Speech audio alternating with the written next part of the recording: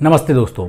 America और भारत ने Israel का भरपूर समर्थन किया था युद्ध शुरू होते ही, लेकिन अब कुछ ऐसे स्टेटमेंट आ रहे हैं जिससे पब्लिक कंफ्यूज हो रही है। आज खबर आई है कि अमेरिका के राष्ट्रपति जो बाइडेन ने कहा कि अगर इजराइल गाजा पर कब्जा करता है तो उसकी सबसे बड़ी गलती होगी। 2 दिन पहले भारतीय विदेश मंत्रालय ने भी आगे आकर फिलिस्तीन के समर्थन में बयान दिया। अब यहाँ लोग सोच रहे हैं कि ये तो मझधार में नैया डोलती जा रही है, किस तरफ चला जाए। तो कंफ्यूज होने की ज़्यादा ज़रूरत नहीं है।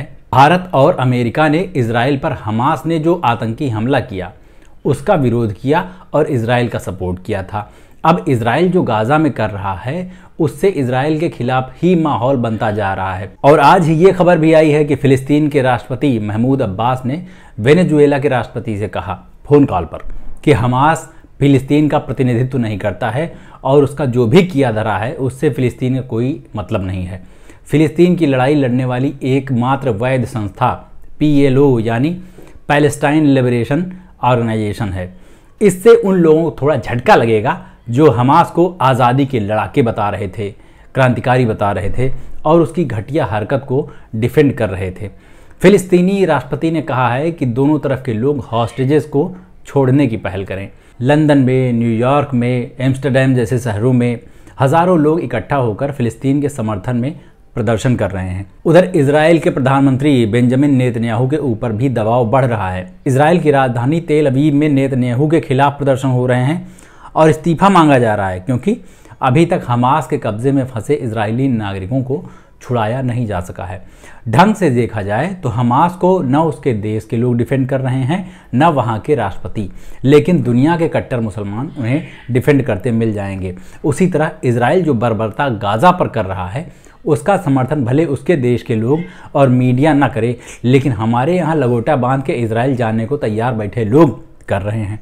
हमारे यहाँ का मेन स्ट्रीम मीडिया जो मणिपुर की तरफ झांकने भी नहीं गया, वो वहाँ इजराइल में सुरक्षित इलाकों में बैठकर फर्जी रिपोर्टिंग कर रहा है। इजराइल के अखबार और मीडिया भले नेतन्याहू के आलोचना कर दें, लेकिन यहाँ का मीडिया अब तक यहाँ किसी की गोदी में बैठा था, अब उसे विदेशी गोदी चाहिए।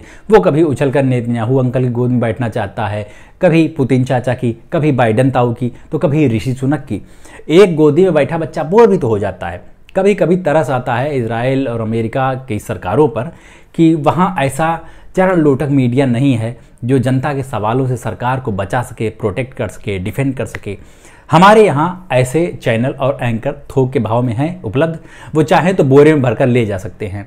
खैर, असल बात देखी जाए तो विश्व युद्ध की तैयारी नहीं हो रही है।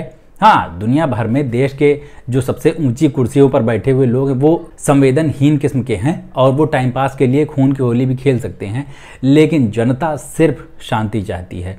इजराइल पर हमास ने हमला किया तो इजराइल के समर्थन में प्रोटेस्ट हुए, और इजराइल ने गाजा में लोगों के साथ ज़्यादती की तो फिलिस्तीन के समर्थन में प्रदर्शन हो रहे हैं।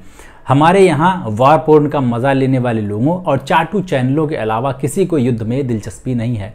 अरे यार, तालिबान ने भी इजराइल और हमास से जंग रोककर शांति की अपील कर दी है।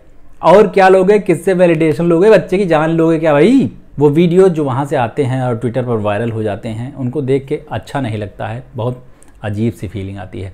खैर, इस वीडियो के बारे में आपका क्या कहना है? कमेंट वगैरह हो कोई तो करिएगा, वीडियो को लाइक वाइक भी करिएगा। सुना है कि एल्गोरिदम में इसको ऊपर बढ़ा दिया जाता है। और मुझे एक्स पर, फेसबुक पर, इंस्टाग्राम पर हर जगह फॉलो कर लीजिए। अभी चलते हैं, लौट के मिलते हैं। नमस्ते।